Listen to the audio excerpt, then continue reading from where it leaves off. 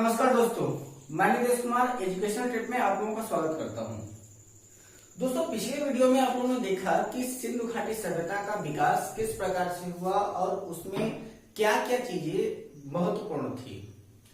उन सभी चीजों के बारे में बात करने के बाद हमने यह पाया कि जो भारत के मूल निवासी थे, जो द्रविड़ थे, वह भारत के रहने वाले थे और उन्होंने जो सभ्यता विकसित की वह आपकी एक नगरीय सभ्यता थी। जिस सभ्यता को सिंधु घाटी सभ्यता, मोहनजोदड़ो सभ्यता, हड़प्पा सभ्यता आदि के बारे में जाना जाता है, जिसमें हमने यह बताया कि उस समय में विदेशी व्यापार भी हुआ करते थे और उस विदेशी व्यापार में ज्यादातर चीजें जो थी वो उत्तर भारत से आया करती थी और उसी उत्तर भारत से कुछ लोग आकर के भारत में बसे जिनको हम लोग आर्य कहते हैं। और जो आर्यों की सभ्यता थी वह एक वैदिक सभ्यता थी। आर्यों का मूल निवास जो है वो मैक्स मूलर के अनुसार मध्य एशिया माना जाता है, लेकिन कई सारे विद्वानों का यह मानना है कि वह ईरान के क्षेत्रों से आए हुए लोग थे। वह भी आपका उत्तर का ही क्षेत्र है, लेकिन कुछ लोगों ने उसका पर्टिकुलर स्थान डिसाइड किया और कुछ लोगों ने सिर्फ इतना कहा कि वह उत्तर से आए थे, यानी कि मैक्स मूलर ने कहा कि वह उत्तर से आए हुए थे। जब आर्य हमारे भारत में आए तो उस समय भारत में आने के पश्चात उन लोगों ने यहाँ पर जो सभ्यता विकसित की वह एक प्रकार की ग्रामीण सभ्यता थी। जो आर्य थे उनका जो प्रमुख व्यवसाय था वह पशुपालन और कृषि था। आए तो ये व्यापार के लिए थे, लेकिन वह यहाँ के धीरे धीरे मूल निवासी होते चले गए, क्योंकि जिस समय आर्य आकर के यहाँ पर बसे उसके कुछ ही समय के पश्चात या फिर उसी के काल के ही दौरान ऐसा माना जाता है कि आपकी सिंधु घाटी सभ्यता का विनाश हुआ। और सिंधु घाटी सभ्यता के विनाश का मूल कारण जो था वह नदी का प्रवाह था, यानी कि बाढ़ था। यह सारी चीजों को देखते हुए जब यहाँ पर आर्य आए तो उन्होंने जब अपनी संस्कृति को विकसित किया तो उन सभी संस्कृति को विकसित करने में वह कई प्रकार के पदाधिकारियों का समूह अलग अलग विभाजित करते थे। जैसे कि प्रत्येक जो कबीला होता था उन सभी कबीलों का एक नेतृत्व करता होता था, जिसको हम लोग राजा कहते थे। जो आपका वैदिक सभ्यता है उस वैदिक सभ्यता को दो भागों में विभाजित किया गया, जिसको हम लोग ऋग वैदिक सभ्यता या फिर ऋग वैदिक काल और उत्तर वैदिक काल के नाम से जानते हैं। तो आइए देखते हैं कुछ महत्वपूर्ण तथ्य। तो वैदिक काल का विभाजन दो भागों में हुआ है। पहले को हम लोग कहते हैं ऋग वैदिक काल, जिसका काल चरण जो है वो 1500 बीसी से 1000 बीसी माना जाता है। और दूसरा जो है आपका उत्तर वैदिक काल, जिसका काल चक्र माना जाता है, यानी कि काल समय माना जाता है 1000 बीसी से लेकर के 600 बीसी तक माना जाता है। आर्य जब भारत में सबसे पहली बार आए तो उस समय में वह सबसे पहले उनका जो स्थान था वो कांधार था और उसी कांधार को अब के समय में आपके अफगानिस्तान के नाम से जाना जाता है। तो आर्य का सबसे प्रथम स्थान जो था वो आपका पंजाब एवं अफगानिस्तान था। ठीक है, अब यही आपका जो आपका अलग अलग समय पर जो आपके जितने भी धार्मिक ग्रंथ हैं उन धार्मिक ग्रंथों में इसका नाम अलग अलग दिया है। जैसे कि जो आपका अफगानिस्तान है, इस अफगानिस्तान का प्राचीन नाम जो है वो आपका कांधार है। फिर बाद में जब महाभारत का काल आया तो महाभारत के काल में अफगानिस्तान का नाम गांधार हो गया। और फिर बाद में जब वहां पर अफगानों का आक्रमण हुआ, जब मुस्लिम काल प्रारंभ हुआ तो उस समय में वहां पर जब मुस्लिम सभ्यता विकसित हुई तब जाकर के उसका नाम अफगानिस्तान हुआ। काफी समय तक अफगानिस्तान जो था वो भारत का ही हिस्सा था। इसके बाद फिर जब भारत को अलग करने का कार्य, अफगानिस्तान को भारत से अलग करने का काम अंग्रेजों ने किया था। तो आर्य सर्वप्रथम पंजाब एवं अफगानिस्तान में बसे। मैक्स मूलर के अनुसार आर्यों का मूल निवास स्थान जो है वो मध्य एशिया माना जाता है। यह प्रश्न आपसे कई बार पूछा गया है कि मैक्स मूलर के अनुसार जो आर्य हैं उनका मूल निवास स्थान कहाँ पर माना जाता है। तो मैक्स मूलर के अनुसार जो आर्य थे उनका मूल निवास स्थान जो है वो आपका मध्य एशिया माना जाता है। आर्यों द्वारा निर्मित जो सभ्यता थी वह वैदिक सभ्यता थी। ठीक है, यह महत्वपूर्ण प्रश्न है कि आर्यों के द्वारा निर्मित सभ्यता कौन सी है। तो आर्यों के द्वारा निर्मित की गई सभ्यता जो थी वह आपकी एक प्रकार की वैदिक सभ्यता थी और आर्यों के द्वारा विकसित की गई सभ्यता एक प्रकार की ग्रामीण सभ्यता थी। मैंने आपको पहले भी बताया कि सिंधु घाटी सभ्यता में जो सभ्यता विकसित की गई थी वह आपकी नगरीय सभ्यता थी, जिसमें हड़प्पा और मोहनजोदड़ो जो थे वो आपके सिंधु घाटी सभ्यता के प्रमुख नगर माने जाते थे। लेकिन जब आर्य आए तो आर्यों का जो द्वारा जो विकसित सभ्यता है वह एक प्रकार की ग्रामीण सभ्यता थी, और आर्यों की जो भाषा थी वह संस्कृत भाषा थी। भाषाओं के विकास में आप लोग देखेंगे कि सबसे पहले जो आपकी संस्कृत भाषा है उसी के समकालीन जो है वो आपकी पाली भाषा मानी जाती है। फिर बाद में आपकी प्राक संस्कृत आई, और इसके बाद प्राक संस्कृत का ही जो विशुद्ध रूप है वह आपकी हिंदी के रूप में परिवर्तित हुआ, जिसका उपयोग प्रेजेंट टाइम में हम लोग बोलचाल की भाषाओं के रूप में करते हैं। यह एक बहुत बड़ा लंबा कालचरण है, लेकिन जो आर्यों की प्रमुख भाषा थी वह एक संस्कृत भाषा थी। ठीक है, आर्यों की प्रशासनिक जो इकाई है उस आर्यों की प्रशासनिक इकाई को आरोही क्रम में यानी कि बढ़ते हुए क्रम में अगर हम देखें तो उनको हम लोग कहते हैं, सबसे छोटा जो था वो कुल था, इसके पश्चात ग्राम था, फिर विश था, इसके बाद जन, और जन के बाद जो है वो आपका राष्ट्र था। ठीक है, अगर इसको और आसान भाषा में अगर देखना हो तो सबसे पहले आ जाता है क्या, जन। जो आपका कुल है, कुल का मतलब होता है जैसे कि आपका कोई परिवार। ठीक है, कुल के बाद आता है आपका ग्राम, ग्राम का मतलब आपका जो स्वयं का गांव है। इसके बाद गांव के बाद आता है विश, विश का मतलब है प्रेजेंट टाइम का न्याय पंचायत। ठीक है, जैसे कि जो आपकी न्याय पंचायतें हैं वह जैसे कई प्रकार के गांवों का समूह जो हुआ करता था वो विश कहलाता था, जो कि वर्तमान समय में आपका न्याय पंचायत कहलाता है। जन, जन का मतलब आपने सुना होगा सामंत, जैसे कि जो राजा थे वह राजा करते क्या थे कि अपने कई सारे भूखंडों पर पूरी तरीके से प्रशासन तो वह कर नहीं सकते थे, इसलिए वह प्रत्येक क्षेत्र में एक विशेष क्षेत्राधिपति नियुक्त किया करते थे जिसको सामंत कहा जाता था। और वह आपके सामंत जो है वो आपके जन होते थे। और इसके बाद फिर आपका आता था जहां पर राजा राज करता था उसको हम लोग कहते थे राष्ट्र। ठीक है, तो जो गांव का मुखिया होता था उस गांव के मुखिया को ग्रामीण कहते थे, और जो आपका विश का प्रधान होता था उस विश के प्रधान को विशपति के नाम से जाना जाता था। विश यानी कि न्याय पंचायत का जो प्रधान होता था उसको हम लोग क्या कहते थे, विशपति कहते थे। जो जन था उस जन के प्रशासक को क्या कहते थे, तो जन के प्रशासक को राजन कहते थे। अब आप लोग ये सोच रहे होंगे कि ये जो आपका कुल है इस कुल को कहां छोड़ दिया मैंने, तो जो परिवार होता था उस परिवार का यानी कि जो आर्यों की सभ्यता थी वो पितृसत्तात्मक सभ्यता थी, यानी कि जो परिवार का मुखिया होता था वह पिता होता था। ठीक है, और इसके बाद राष्ट्र का जो प्रतिनिधि होता था वह आपका राजा कहा जाता था। ठीक है, राज्याधिकारियों में पुरोहित और सेनानी प्रमुख थे। पुरोहित जो थे वो राजा के प्रमुख सलाहकार हुआ करते थे, और सेनाओं का प्रतिनिधित्व एवं नेतृत्व करने वाले जो थे वो आपके सेनानी कहे गए। सूत, रथकार तथा कम्बाली नामक अधिकारी रत्नी कहे जाते थे। यह भी इंपॉर्टेंट है कि जो आपके सूत थे, रथकार थे, सूत का मतलब रथ को हाँकने वाले, रथकार का मतलब रथ का निर्माण करने वाले, कम्बाद यानी कि मिट्टी के सामान बनाने वाले, जितने भी जिसको हम लोग आज के डेट में कुम्हार कहते हैं, आदि अधिकारी रत्नी कहे जाते थे, यानी कि रत्नों का निर्माण करने वाले कहे जाते थे। इनकी संख्या राजा सहित 12 हुआ करती थी। यह प्रश्न पूछा भी गया है कि वैदिक सभ्यता में जो रत्नी हुआ करते थे उनकी संख्या राजा सहित कितनी होती थी, तो उनकी जो संख्या है वो राजा सहित 12 हुआ करती थी। यहाँ दो महत्वपूर्ण शब्द आ जाते हैं, एक को हम लोग कहते हैं पूरक और दूसरे को हम लोग कहते हैं स्पर्श।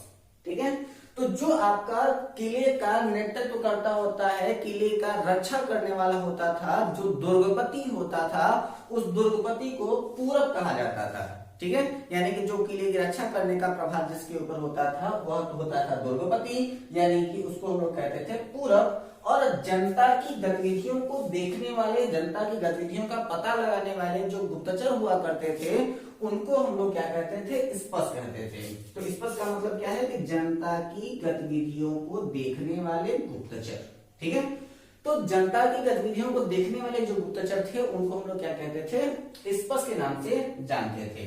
ठीक है, इसके बाद अगला शब्द आता बाजपति है। वो क्या था, आपकी गोचर भूमि का अधिकारी था। तो जो पशुओं को चराने के लिए जो आपकी भूमि निर्धारित की जाती थी तो पशुओं के चराने के लिए जो भूमि निर्धारित की जाती थी तो उसको हम लोग क्या कहते थे, उसको बाजपति के नाम से जानते थे। यानी कि पशुओं को चराने के लिए, गायों को चराने के लिए जो भूमि का इस्तेमाल होता था उसको हम लोग कहते थे गोचर भूमि, और उसका जो अधिकारी होता था, उसका जो प्रतिनिधित्व करता था, जो उसका देखभाल करता था, उसको हम लोग कहते थे बाजपति। जो उग्र होता था, उग्र का काम होता था वहां पर जितने भी अपराधी हैं उन अपराधियों को पकड़ने का कार्य, ठीक है। तो अपराधियों को पकड़ने का काम कौन करता था, उग्र करता था, ठीक है। सभा और समिति दो ऐसे क्षेत्र थे जो राजा के सलाहकार हुआ करते थे। तो राजा को सलाह देने के लिए सभा का एवं समिति का गठन हुआ करता था, जिसमें से यह जो आपकी सभा थी वह जो विशिष्ट लोग थे, उन विशिष्ट लोगों में जिनमें श्रेष्ठ और सम्राट यानी कि पढ़े लिखे लोग जो थे उनको जहां पर एकत्रित किया जाता था वह आपकी सभा थी, और जहां पर सामान्य जनमानस को इकट्ठा किया जाता था उसको हम लोग समिति कहते थे, ठीक है। तो यहाँ पर आप लोग देख सकते हैं कि सभा श्रेष्ठ एवं सम्राट, सम्राट का मतलब पढ़े लिखे लोग, ठीक है। तो श्रेष्ठ एवं सम्राट लोगों की संस्था थी, जबकि समिति सामान्य जनता का प्रतिनिधित्व करती थी, ठीक है। तो सामान्य जनता की जितनी भी बातें हैं उनको राजा तक से पहुंचाने का कार्य जो होता वो समिति के द्वारा होता था, और राजा को स्वयं सलाह देने का यानी कि पर्सनल सलाह देने का जो कार्य होता था वह आपकी सभा करती थी, जिसमें कई प्रकार के सामंत, मंत्री और उनके जितने भी सेनानी वगैरह हुआ करते थे वह राजा की सभा के अंतर्गत उपस्थित होते थे, ठीक है। इनके अध्यक्ष को ईशान कहा जाता था, यानी कि जो आपका समिति होती थी उस समिति के अध्यक्ष को हम लोग क्या कहते थे, ईशान कहते थे, ठीक है। युद्ध में कबीले का नेतृत्व राजा करता था, यानी कि जब कभी भी युद्ध हुआ करता था तो उस युद्ध के समय में कबीले का नेतृत्व कौन करता था, तो उसका नेतृत्व जो था वो राजा करता था, ठीक है। तो युद्ध में कबीले का नेतृत्व राजा करता था। यह इंपॉर्टेंट पॉइंट है कि जब आपका सभ्यता होती थी यानी कि जो आपकी वैदिक सभ्यता थी उसमें युद्ध का नेतृत्व कौन करता था, तो उसमें युद्ध के कबीले का नेतृत्व कौन करता था, राजा किया करता था। अब देखिए युद्ध के लिए एक शब्द प्रयोग किया जाता था जिसको हम लोग कहते थे गविष्ट, ठीक है। युद्ध के लिए शब्द कौन सा प्रयोग होता था, तो युद्ध के लिए जो शब्द प्रयोग होता था उसको हम लोग कहते हैं गविष्ट, और गविष्ट का अर्थ होता है गायों की खोज, ठीक है। युद्ध जब भी कभी होता था तो वहां पर उनके लिए सबसे बड़ा जो धन हुआ करता था वो गोधन था। ज्यादातर जो आर्यों के बीच की लड़ाई हुई है वो गायों को लेकर के ही हुई है, और इसका जो सबसे बड़ा प्रमाण है वह आपके महाभारत काल में भी मिलता है। जब महाभारत काल में जब मत्स्य देश पर आक्रमण हुआ तो उस समय में जो कौरव थे वो मत्स्य देश के गोधन को ही लेकर के भाग रहे थे, जिस समय अर्जुन ने उनसे युद्ध किया हुआ था, ठीक है। तो युद्ध के लिए गविष्ट शब्द का उपयोग किया गया है जिसका अर्थ होता है गायों की खोज, ठीक है। यहाँ पर सबसे पहले जो आपका युद्ध हुआ उस युद्ध का विवरण मिलता है, और उस युद्ध का विवरण मिलता है आपके ऋग्वेद के 7वें मंडल में। इनमें जो युद्ध हुआ था उस युद्ध को हम लोग कहते हैं दशरागी युद्ध, जो ऋग्वेद के 7वें मंडल में मिलता है, ठीक है। तो दशरागी युद्ध का विवरण कहाँ पर मिलता है, तो दशरागी युद्ध का उल्लेख जो है वो आपके ऋग्वेद के 7वें मंडल में किया गया है। यह युद्ध किसके बीच में हुआ, तो यह युद्ध जो था वो सुदास एवं 10 जनों के बीच में हुआ। 10 जन यानी कि वहां पर उस समय रहने वाले जो दस्यु थे, ठीक है। तो 10 जनों के बीच में यानी कि वहां पर 10 जन जो थे उनके बीच में और सुदास नाम के राजा के बीच में इनका युद्ध हुआ, जिसमें सुदास जो था वो विजयी हुआ था, और यह युद्ध परकड़ी नदी के किनारे पर हुआ था। परकड़ी नदी को प्रेजेंट टाइम में रावी नदी के नाम से जाना जाता है, ठीक है। तो यह क्वेश्चन कभी कभी पूछ देता है कि जो सुदास और 10 जनों के बीच में युद्ध हुआ था वह किस नदी के किनारे पर हुआ था, तो यह युद्ध हुआ है परकड़ी नदी के किनारे, जिसको वर्तमान समय में रावी नदी के भी नाम से जाना जाता है, और इसमें जो है वह आपका सुदास विजयी हुआ था। एक प्रश्न यह पूछा गया है आपके एसएससी में कि दशरागी युद्ध का उल्लेख कहां पर किया गया है, तो दशरागी युद्ध का उल्लेख जो है वो आपके ऋग्वेद के 7वें मंडल में किया गया है, ठीक है। चलिए आगे क्यों चलते हैं। अब यहां पर आप देखें तो आपकी वर्ण व्यवस्था, जैसे कि हम लोग कहते हैं कि सबसे पहला जो आपका ऋग्वेद है उस ऋग्वेद से ही संबंधित होकर के आपका निकला है मनुस्मृति, और उसी मनुस्मृति में सबसे पहले वर्ण व्यवस्था की बात की गई थी। तो ऋग्वेद में ही सबसे पहले आपके वर्ण व्यवस्था की बात की गई, यानी कि ऋग्वैदिक समाज 4 वर्णों में विभक्त था, जिसको ब्राह्मण, क्षत्रिय, वैश्य और शूद्र के नाम से जाना जाता था। अब यहाँ पर ये बात नहीं थी कि यहाँ पर कोई जन्मजात का आधार नहीं था, यानी कि प्रेजेंट टाइम में आज के डेट में हम लोग देखते क्या है कि जो यह वर्ण व्यवस्था है वह जन्मजातीय व्यवस्था है, लेकिन ऋग्वैदिक काल में जन्मजातीय व्यवस्था नहीं बल्कि यह कर्म प्रधान विशेषता हुआ करती थी, जिनमें से जो ब्राह्मण हुआ करते थे वो सबसे ज्यादा श्रेष्ठ थे, और जो क्षत्रिय, वैश्य और शूद्र यह आपके क्रमशः अपनी श्रेष्ठता का क्रम रखते थे। ठीक है, यह जो सबके सब हैं वह यानी कि सभी के सभी जो वर्ण हैं वह व्यवसाय के ऊपर आधारित थे, यानी कि जो शिक्षा दीक्षा कर देने का कार्य होता था, राजाओं को सलाह देने का कार्य करता था, वह आपका ब्राह्मण हुआ करता था। सेना का नेतृत्व करने वाले, युद्ध में शामिल होने वाले जो थे वह आपके क्षत्रिय हुआ करते थे। व्यवसाय करने वाले जो थे वह आपके वैश्य हुआ करते थे, और लोगों की सेवा करने वाले जो जनमानस हुआ करते थे उनको शूद्र की श्रेणी में रखा गया था। ऋग्वेद के 10वें मंडल के पुरुष सूक्त में चतुर्वर्णों का वर्णन मिलता है, यानी कि यह प्रश्न भी पूछा गया है कि जो आपके वर्ण है, वर्ण व्यवस्था कहां से आई है ऋग्वेद से, तो ऋग्वेद के 10वें मंडल में जो है 10वें मंडल के पुरुष सूक्त में सबसे पहले चतुर्वर्णों का उल्लेख मिला। उसके लिए एक मंत्र है, उसी मंत्र में ही इन 4 वर्णों के बारे में बताया गया, उनके बारे में उसकी व्याख्या की गई। तो ऋग्वेद के 10वें मंडल के पुरुष सूक्त में चतुर्वर्णों का वर्णन मिलता है। आर्यों का जो समाज था वह पितृ प्रधान था, यानी कि यहाँ पर पुरुषों का प्रधानता माना जाता था। समाज की सबसे छोटी इकाई जो थी वह आपकी परिवार या कुल हुआ करती थी, जिसका मुखिया पिता होता था, जिसे कुलप कहते थे। ठीक है, तो यह बात पूछा भी गया है कि परिवार के मुखिया को क्या कहते हैं, तो परिवार के मुखिया को कुलप के नाम से जाना जाता था। यानी कि जो आर्यों का समाज था वह आपके पितृसत्तात्मक समाज था। जो परिवार का मुखिया होता था वह पिता होता था, जो परिवार का नेतृत्व करता था, और जो पिता होता था उसको यानी कि परिवार के नेतृत्वकर्ता को कुलप के नाम से जाना जाता था। ठीक है, अब यहाँ पर ये क्या है कि पहले के समय में जो स्त्रियां थी, जैसे कि मैंने आपको बताया कि सिंधु घाटी सभ्यता जो थी वो स्त्री सत्तात्मक थी, यानी कि मातृ सत्तात्मक थी। लेकिन यहाँ पर पितृ सत्तात्मक होते हुए भी यहाँ पर स्त्रियों को समदृष्टि से देखा गया, स्त्रियों को शिक्षा लेने का अधिकार था। यहाँ पर भी जो स्त्रियां थी वह अपने पति के साथ यज्ञ कार्य में भाग ले सकती थी। ठीक है, तो स्त्रियां यज्ञ कार्य में पति के साथ भाग ले सकती थी। वहां पर जैसे कि आप लोग देखेंगे सिंधु घाटी सभ्यता में बाल विवाह होते थे और पर्दा प्रथा विकसित थी, लेकिन यहाँ पर क्या है कि बाल विवाह एवं पर्दा प्रथा का प्रचलन नहीं था। ठीक है, यानी कि जो आपकी वैदिक सभ्यता है, इस वैदिक सभ्यता में बाल विवाह एवं पर्दा प्रथा का प्रचलन नहीं था।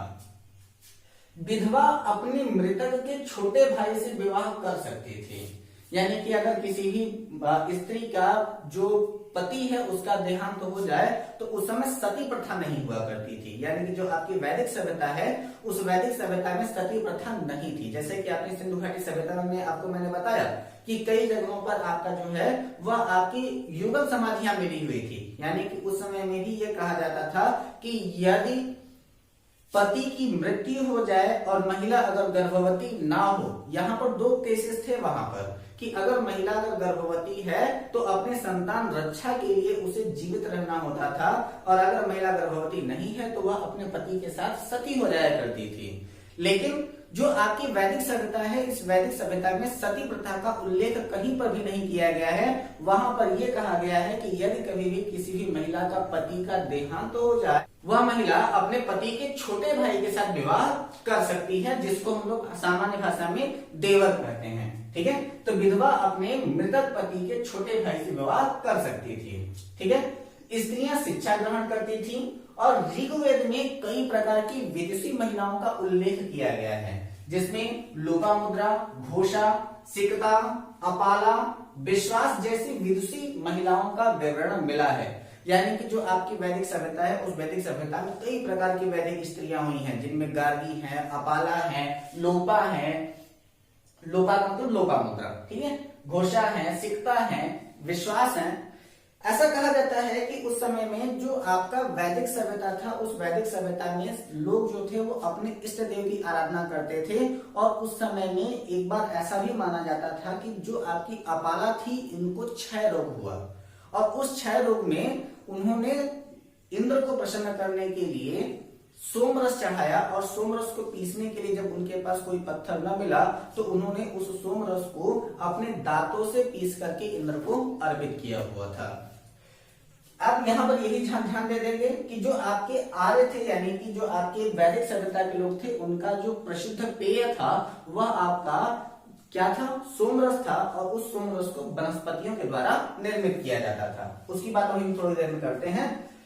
जीवन भर अविवाहित रहने वाली महिलाओं को अमाजु कहते थे, ठीक है। यानी कि कुछ स्त्रियां ऐसी भी थी जो विद्वत्ता की पराकाष्ठा को प्राप्त कर जाती थी। जैसे कि आपने एक कहानी भी सुनी होगी कालिदास जी के बारे में कि उनकी जो पत्नी थी वह अत्यधिक विदुषी थी, और उसकी यह शर्त थी कि मैं किसी भी पढ़े लिखे के साथ ही विवाह करूंगी, किसी भी कोई भी ऐसा जो विद्वान ना हो उसके साथ हम विवाह नहीं करेंगे।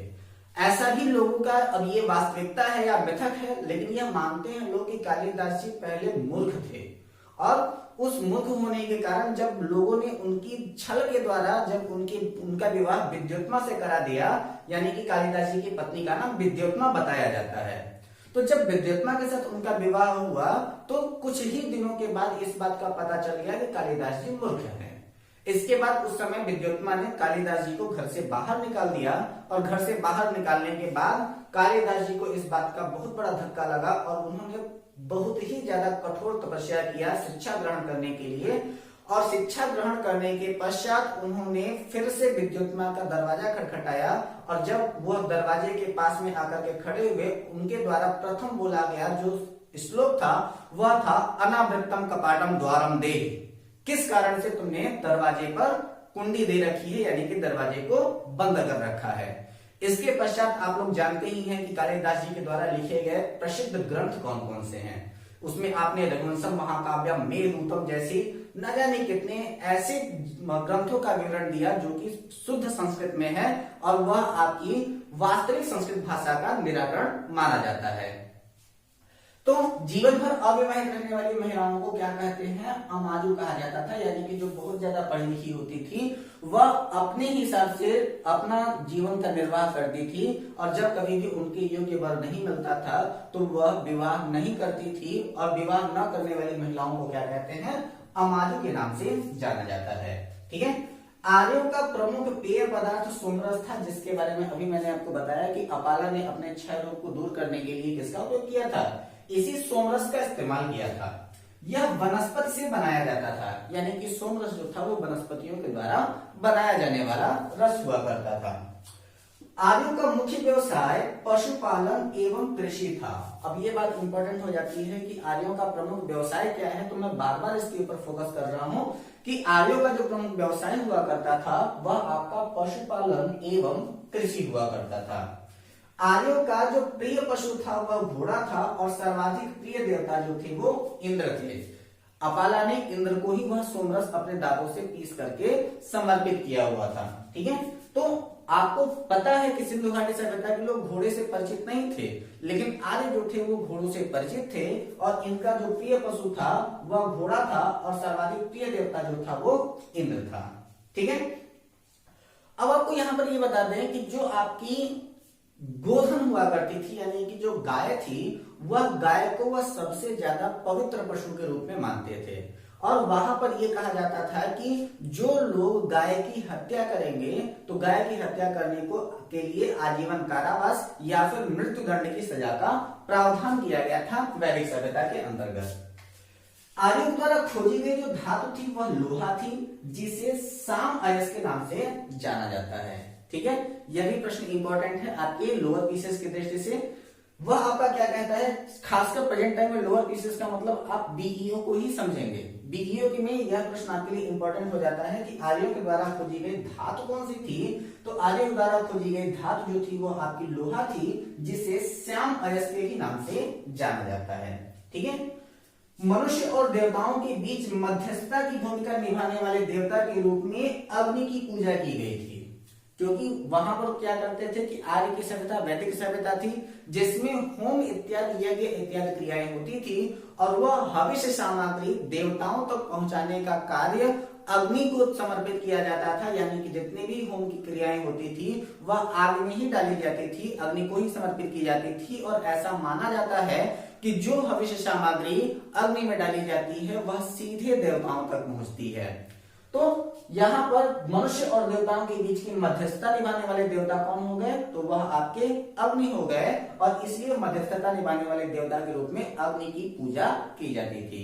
जिनमें जो प्रमुख देवता थे उसमें आपके इंद्र, अग्नि, मित्र और वरुण का नाम जो है वो 4 प्रमुख देवताओं की श्रेणी में आता है आपके आर्य सभ्यता के अंतर्गत। ठीक है।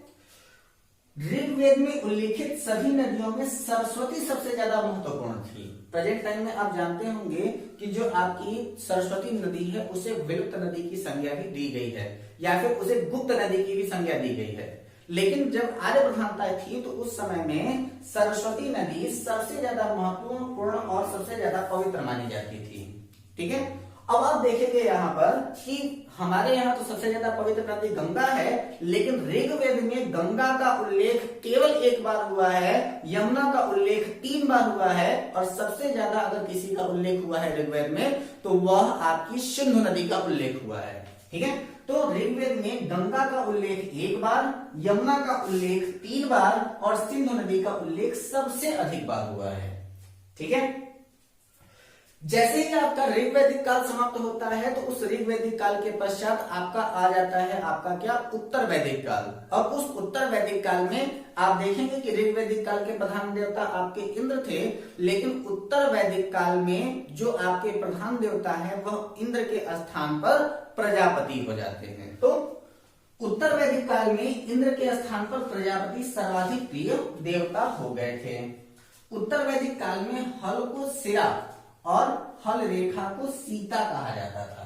ठीक है। यह बिल्कुल इंपॉर्टेंट पॉइंट है आपके परीक्षा के दृष्टि से कि जो उत्तर वैदिक काल है उसमें जो हल हुआ करता था, खेत जोतने के लिए हल का उपयोग किया जाता था, और उसमें हल को सिरा कहा जाता था, यानी कि जिससे जुताई की जाती थी वह आपका हल क्या कहा जाता था? वह आपका सिरा कहा जाता था। और हल के द्वारा जो रेखा बनाई जाती थी उस रेखा को क्या कहा जाता था? सीता कहा जाता था। और आपको यह पता होगा कि रामायण में इस बात का उल्लेख है कि जो सीता है उसे भूमि पुत्री के भी नाम से जाना जाता है। इसके बारे में एक कहानी यह भी प्रचलित है कि एक समय में राजा जनक के राज्य में सूखा पड़ा, और राजा जनक के राज्य में जब सूखा पड़ा तो उनको कुछ ऋषियों ने उनको यह सलाह दिया कि जब आप सोने के हल के द्वारा स्वयं राजा जब भूमि की जुताई करेगा तभी आपके राज्य में वर्षा होगी। तो उस समय में राजा जनक ने सोने के हल के द्वारा अपने खेत की जब जुताई किया तो उस समय में हल यानी कि सिरा के द्वारा हल रेखा यानी कि सीता बनी, और उसी सीता में एक मटका मिला, और उसी मटके में सीता जी का प्रादुर्भाव माना जाता है। इसीलिए भूमि से उत्पन्न होने के कारण सीता जी का नाम सीता रखा गया, यानी कि भूमि रेखा से उत्पन्न होने के कारण सीता का नाम सीता रखा गया, ऐसा प्रमाण मिलता है। ठीक है। तो उत्तर वैदिक काल में हल को सिरा और हल रेखा को सिरा कहा जाता है। सांख्य दर्शन भारत के सभी दर्शनों में सबसे प्राचीन है, यानी कि जो आपके उत्तर वैदिक काल है उस उत्तर वैदिक काल में आपके उपवेद और उपवेद के साथ में आपके दर्शन जो थे वो निहित होना प्रारंभ हो गए, और उन्हीं दर्शन में सबसे प्राचीन दर्शन जो है वह आपका सांख्य दर्शन माना जाने लगा। ठीक है। तो सांख्य दर्शन को भारत के सभी दर्शनों में सबसे प्राचीन दर्शन माना जाता है। इसके अनुसार प्रकृति में कुल जो है वो आपके 25 तत्व हैं, यानी कि जो मूल तत्व हैं वह आपके कुल 25 हैं, जिनमें सबसे पहला तत्व जो है वो आपका प्रकृति को माना गया। ठीक है। यानी कि जो आपका सांख्य दर्शन है उस सांख्य दर्शन में जो आपके मूल तत्व हैं उन मूल तत्वों को 25 बताया गया है, जिसमें सबसे पहला तत्व जो है वो आपके प्रकृति को बताया गया है। ठीक है। सत्यमेव जयते जो है वो आपके मुंडको उपनिषद से लिया गया। यह प्रश्न बहुत ज्यादा इंपॉर्टेंट है, यह पूछा भी जाता है कि सत्यमेव जयते कहां से लिया गया? तो सत्यमेव जयते मुंडको उपनिषद से लिया गया है और इसी उपनिषद में यज्ञ की तुलना टूटी हुई नाव से किया गया। यानी कि ये कहा जाता है कि जो हमारा जीवन है वह आपका टूटी हुई नाव है और जो आपके यज्ञ है वो भवसागर से पार कराने वाले हैं। तो इसी समय में ये कहा गया है कि सत्यमेव जयते जो है वो आपके मुंडको उपनिषद से लिया गया है और यहाँ पर जो यज्ञ की तुलना थी वह टूटी हुई नाव से की गई थी। दोस्तों यह तो अभी आपके प्रेजेंट टाइम में जो मैंने आपको वैदिक सभ्यता बताई, यह वैदिक सभ्यता का केवल कुछ अंश भाग ही है। हम लोग अपने अगले वीडियो में वैदिक सभ्यता के बारे में कुछ अन्य महत्वपूर्ण तथ्यों के बारे में बात करेंगे जो आपके प्रतियोगी परीक्षाओं की दृष्टि से बहुत ही ज्यादा महत्वपूर्ण होते हैं। इन महत्वपूर्ण पार्ट को आप बिल्कुल ही अपने कॉपी में नोट कर लेंगे और अपनी अगली वीडियो का इंतजार करेंगे, जिस वीडियो में हम आपको वैदिक सभ्यता के बारे में और ही बहुत ज्यादा रोचक चीजों के बारे में बताने वाले हैं, जिसमें उत्तर वैदिक काल के कुछ प्रमुख तथ्य एवं अभी आपके सभी के सभी वेद, उपवेद और पुराणों के बारे में आपको बताना शेष रह गया है आपकी वैदिक सभ्यता के अंतर्गत। उसके पश्चात हम लोग 16 महाजनपदों के बारे में बात करने वाले हैं। हम आशा करते हैं आपको हमारी आज की यह वीडियो पसंद आई होगी। अगर आपको हमारी यह वीडियो पसंद आई हो तो हमारे इस वीडियो को लाइक करें, अपनी राय हमारे कमेंट बॉक्स में दें, हमारे इस वीडियो को ज्यादा से ज्यादा लोगों को शेयर करें और अगर अब तक भी आपने हमारे इस चैनल को सब्सक्राइब नहीं किया है तो प्लीज हमारे इस चैनल को सब्सक्राइब करें तथा बेल आइकन जरूर दबा दें ताकि हमारी हर एक नोटिफिकेशन आपको सबसे पहले मिलती रहे। फिर मिलते हैं आपको इसी वैदिक सभ्यता के अगले भाग के साथ। तब तक घर पे रहें, हंसते रहें, मुस्कुराते रहें, अपना और अपनों का ख्याल रखें। तब तक के लिए धन्यवाद।